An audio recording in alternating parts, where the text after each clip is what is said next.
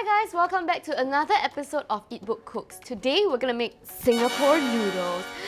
And before y'all get triggered, let me just say that we are all equally triggered, so don't hate on us because we just want to address this white elephant in the room.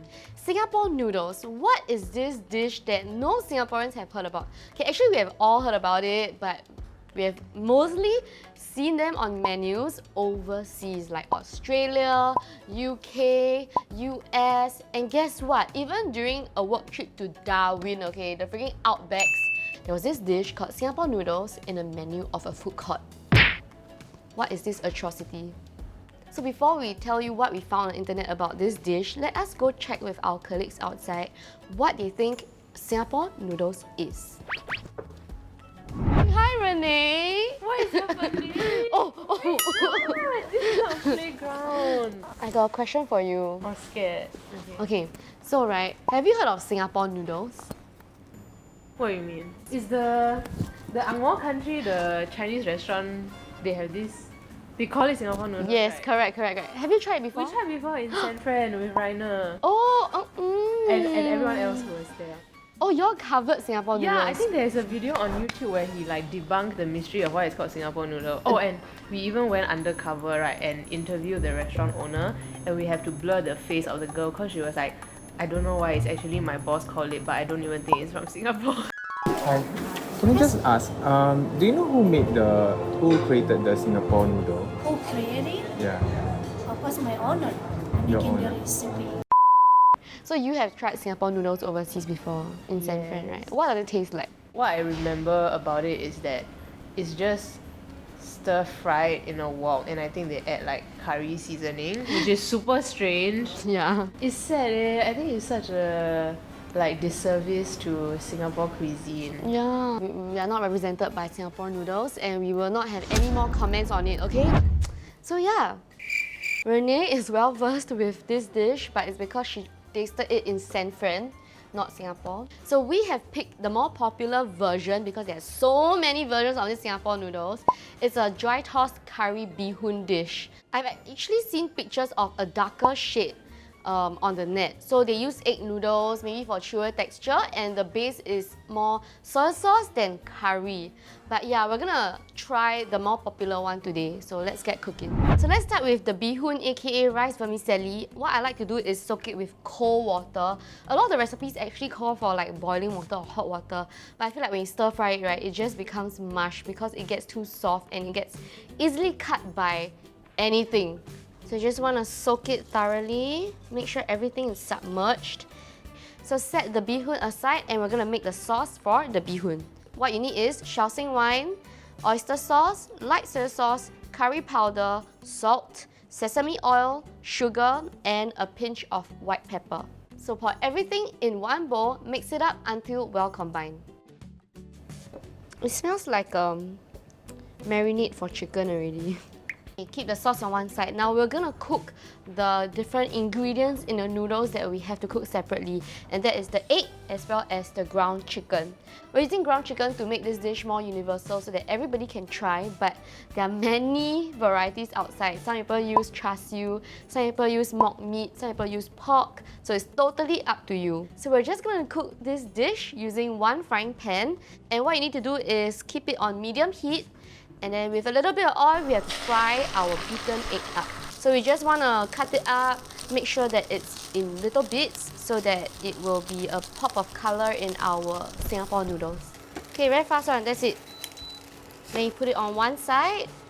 So this recipe that we're doing is good for one portion because, you know, if you want to try at home, you wouldn't want to cook too much in case you don't like it, right? As we have all never tasted Singapore noodles before. On a well-oiled pan, on medium heat, once again, we're going to cook up the ground chicken. Hit you with that doo-doo-doo.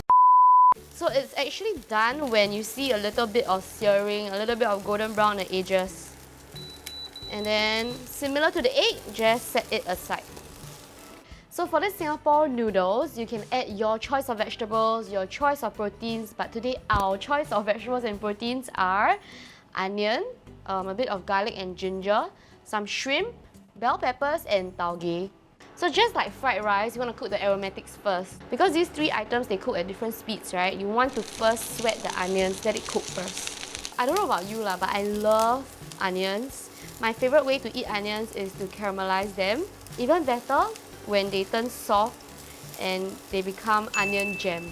And you know, texture, what? Little fish. Very good. 掌声鼓励鼓励请. That is Gladys? She don't know! I don't tell her for her anymore! Yeah, correct. So more about Singapore noodles that we have discovered. It actually originated from a Hong Kong chef in the 1950s or 1960s. So he just, had an idea of what Singapore noodles is like, and he just cooked it up and put the name there and serve it in his menu. So his idea of a Singapore dish is a bit more exotic. That's why he added a dash of curry powder, which is like the main flavor you get from Singapore noodles. Okay, now we're gonna add in our protein, which is the prawns. And then immediately throw in your bell peppers and tauge. So at this point, you just need to stir fry everything in your pan. To make sure you are searing all the ingredients in your pan a little before we throw in the noodles and the sauce. Because what this do is give you that secret wok taste. So drain the cold water away and throw the bee hoon into the pan. And don't forget the sauce that you prepared earlier. If you find like at this point, your noodles are getting a bit too dry, what you can do is add some water into your sauce bowl, wash the sauce back down into the pan. That's like a trick you see all homemakers do because you want to save every ingredient, right? So make sure everything is well combined and we're done! And thank you for watching this episode of Eatbook Cooks, the fastest one ever. Just kidding, you all forgot about the chicken and the egg that we made just now, right? Thank you. We have also chopped up some spring onions for color. So throw in everything.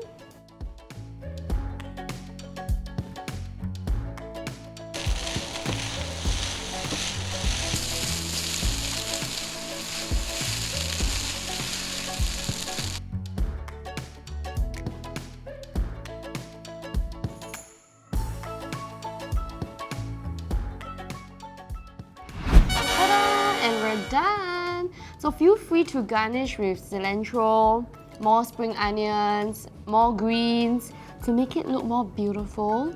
Because Singapore, we are a melting pot of different races, so we want our plate to look like a melting pot of different colours. You know what this is like? Twisties, curry flavor twisties. You get a bit of like carb and sweetness from the bee hoon plus the sweet onions.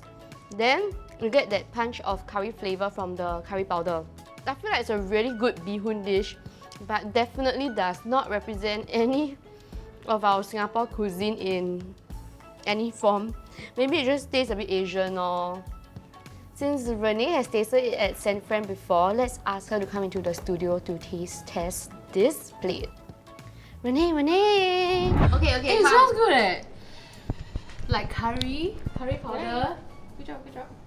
It smells like it's been stir-fried in curry powder, which is very uncommon for fried bee hoon.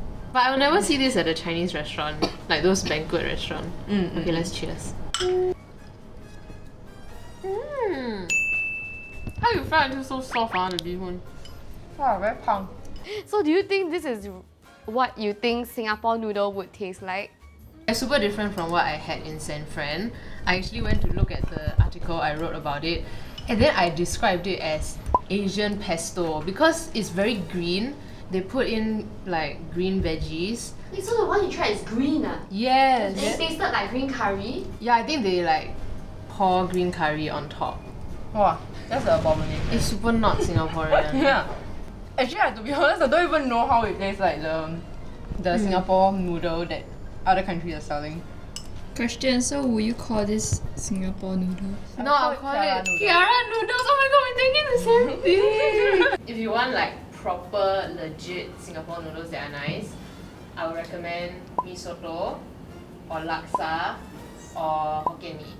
I must say that I'm really proud to have cooked up this really delicious plate of Singapore noodles. Don't get me wrong, it's not bad, okay? It actually tastes really good, but it's just not very representative of the noodles we Singaporeans enjoy. I mean, feel free to follow this really easy recipe, but if you are feeling homesick, you want to cure your homesickness, this is not the dish to go. But if you're feeling hungry at night, you can cook this up for supper. So I want to know, comment down below, what is your favorite Singapore noodles? Yo! And thank you for watching this episode of Eatbook Cooks, the fastest one ever. If you like this kind of videos, you can catch more over there. And don't forget to like, share and subscribe. Bye!